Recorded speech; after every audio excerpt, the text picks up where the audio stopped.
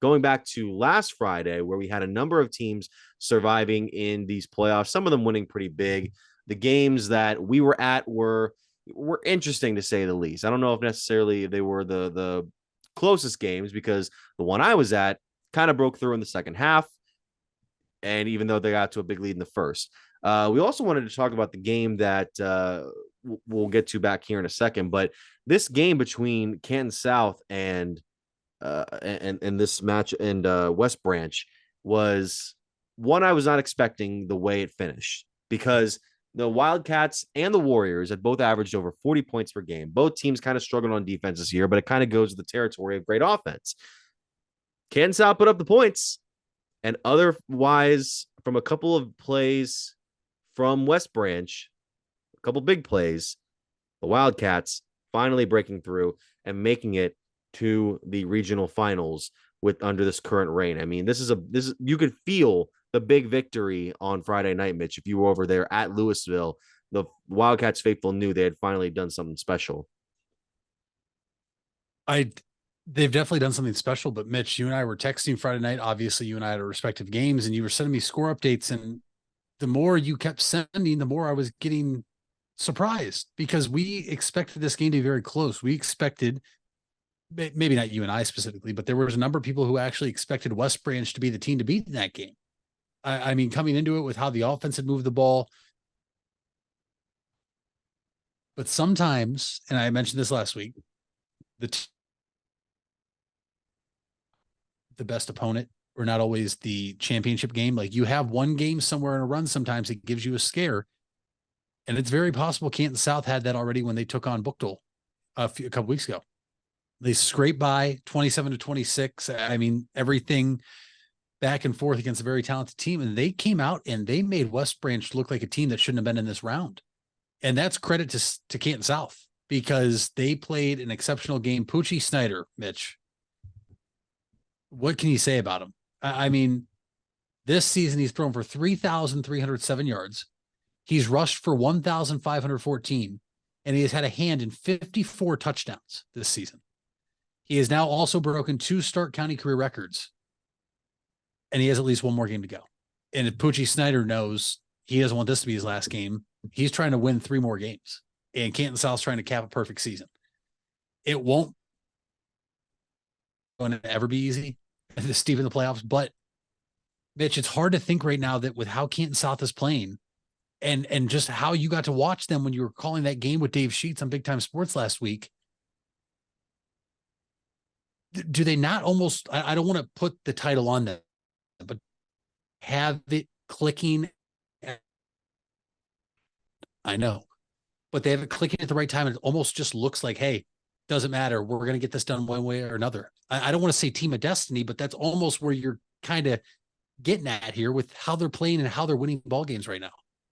Well, the top-seeded Wildcats are definitely going to have a test on them, because it's a 6-seeded Struthers team. Now, Struthers didn't put up the points that Canton South did in their regional semifinal matchup against Mentor Lake Catholic, but they used a trick play, a double reversal in the final seconds of their matchup to score the game-winning touchdown and pull out a 28-25 victory over in Burton. Now both teams are traveling to Talmadge to play in this regional final game, and we'll see how the Wildcats defense can hold up here, because there were a number of points in the West Branch matchup where the rushing defense for Canton South was excellent.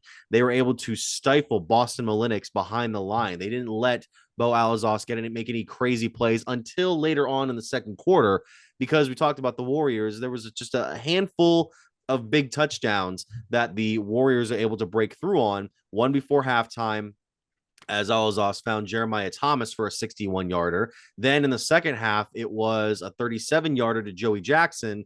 And then there was an 18-yarder to Malinix that didn't look like a completed pass at first, and it took the referees a few seconds to make that call that cut the lead down to 12 in the final quarter. So you're wondering if West Branch could get on a run here, make a couple of stops. Could they get this victory?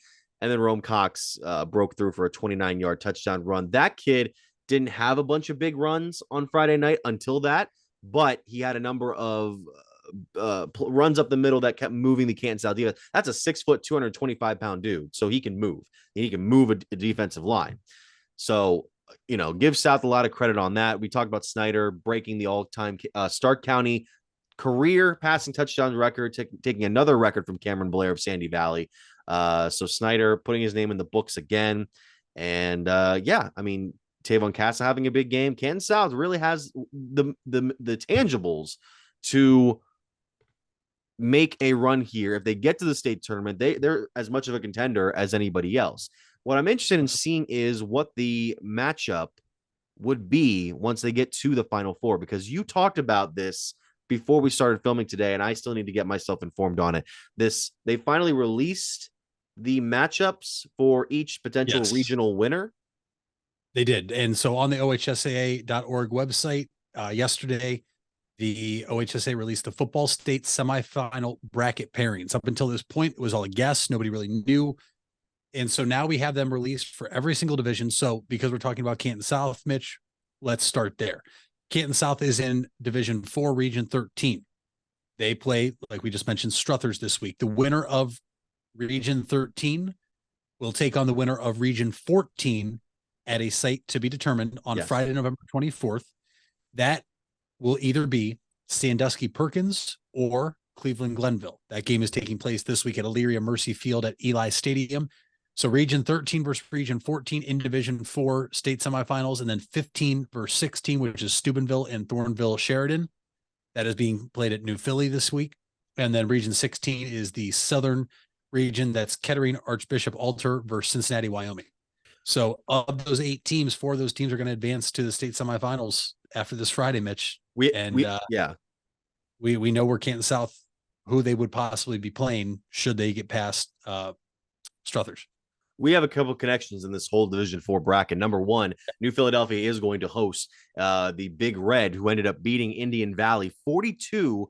The Braves were a 13 seed going up against the number 1 team in the region, and the Braves were down 42-21 at one point, but they scored a couple of late touchdowns, weren't able to convert on the onside kick at the end. So Steubenville able to get a victory. Reno Sakachia's squad moving on. They will take on, as you mentioned, Struthers. That's going to be an interesting matchup there. The Region 14 final between top-seeded Perkins and second-seeded Glenville.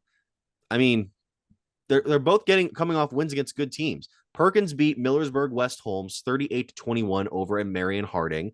Glenville scored 50 points against Shelby, 50-14 over in Elyria. So these are 2 teams that we know can score. They'll beat up on each other this coming Friday. And then, I don't know, once you get to see South in that potential matchup, if they move on in the regional final, who knows what'll happen in a potential state semifinal matchup at a site to be determined. We had the other game down over in Dover, which is very rare. Again, we get these Stark teams coming into Tuscarawas, going over to the Brick House, and Green, the Bulldogs, standing strong on defense, making a couple of big plays, and the Bulldogs are back in the regional finals, making a 10-0 win over Canal Winchester. I mean, this was a team that didn't put a lot of points on the board. There was just 1 touchdown on the opening drive. They got a field goal in the third quarter, but they didn't let this Winchester team, who had kind of struggled on offense here in the tournament a little bit, they didn't let them get in the end zone. They didn't let them get a point. And this is what I think is going to catch a lot of people's attention going into the regional final matchup, which is a Stark County-based game. Not federally game, but Stark County-based game between the Bulldogs and the top-seeded Massillon Washington Tigers, because that was the game you were at. The Tigers, they won. They won big. They won. They did. But emphasis on that, there was a bit of a scare from what I heard from you. They won, Mitch, but they were sleepwalking to start the game. There is no ifs, ands, or buts about it. And if you are a Massillon fan and you're offended by that, then tell me I'm wrong, because I'm not. 6-0 at the end of the first quarter, Lake leading. Not to mention, Mitch, the very first play of the game should have been a walk-in touchdown for Massillon. The wide receiver dropped it wide open. It was like I was watching the Cleveland Browns of 2021 with Joe Woods' defense, where guys were wide open in the secondary with no one 20 yards around them. And it was a drop. And it was almost like at that moment, I don't want to say Lake said or thought they dodged a bullet, but it was almost like at that moment, Lake kind of was like, oh, hey, let's go. Let's do something here. Sophomore, well, now junior, excuse me, quarterback Noah Kaboski splits time with Cale Jarvis, the other quarterback for Lake, comes off, runs onto the field. Mitch, I've been lucky to cover Lake. I believe this is my 4th or 5th game this year, and probably at least double-digit game in the last 2 seasons. I really enjoy covering this team, and head coach Dan DeGeorge, he is a phenomenal coach to be able to speak to before the game.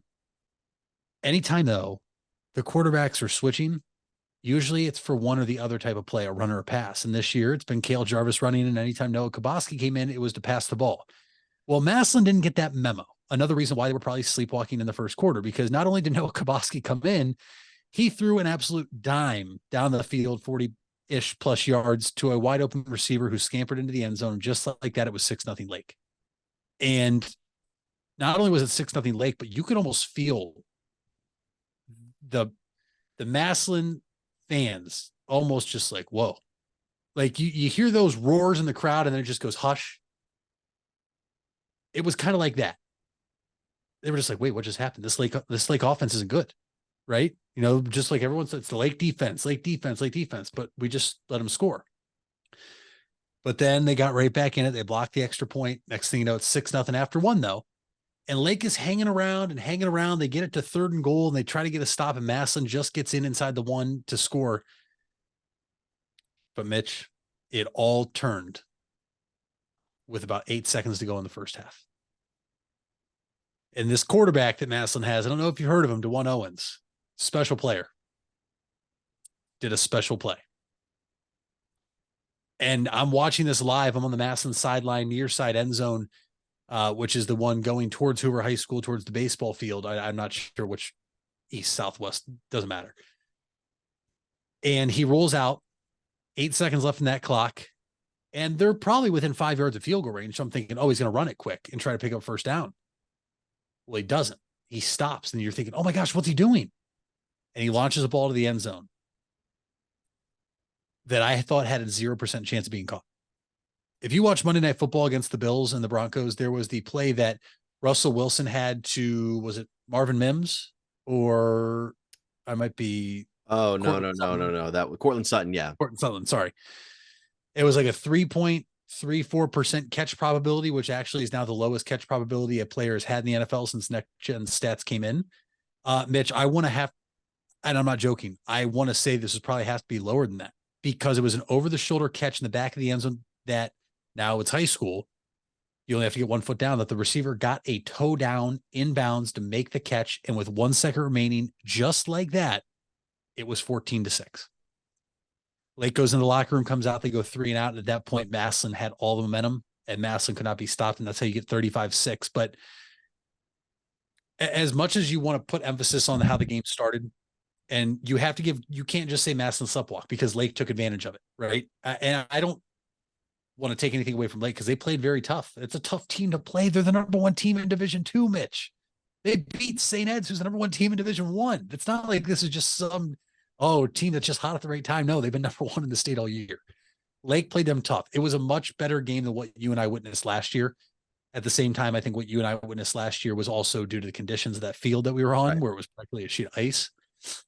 But now you move forward to this Friday, and I don't want to preview it too much, because we need to preview it again on game day. But are you ready? Because I'm fired up for this one, because this is now the second time in 3 seasons that Massillon and Green are going to meet in the regional final. Green is the only team in recent memory, at least the past 6 years, I believe it could be closer to 9, from Stark County to beat the Massillon Tigers. And it was in the regional championship game, I believe, all the way back at Mansfield, if I'm not mistaken. I believe that's where the game was played.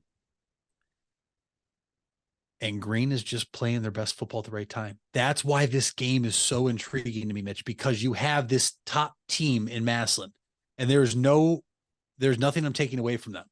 I think Coach Moore would tell you they were sleepwalking in the first quarter of that game against Lake. I think most of those players would tell you that. And that's why it's like, if anybody tells you they weren't, they obviously weren't watching the game.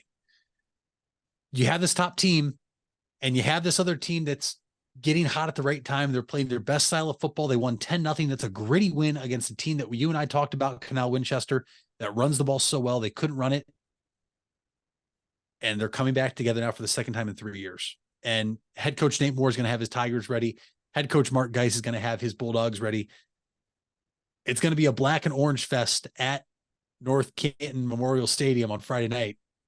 Both Hoover being black, and that's the field they're playing at. Massillon and Green both being orange and black. I mean, it's going to be a sold out crowd. It's going to be a tremendous atmosphere. My only wish is that they could play somewhere that's bigger, because I do think you'd have more fans that could come. But at the same time, these schools have to be willing to host teams, and so kudos to Hoover for hosting these teams in the last 2 rounds. That's very big of them. But I'm excited. I really am. There's going to be playmakers all over the field. There's going to be plays, and these coaches are going to have the best game plan possible for their team to advance to go to the Final Four. And whew, I'm excited. As you should be. We'll definitely get into those matchups later on in the week as we get closer and closer to Friday night.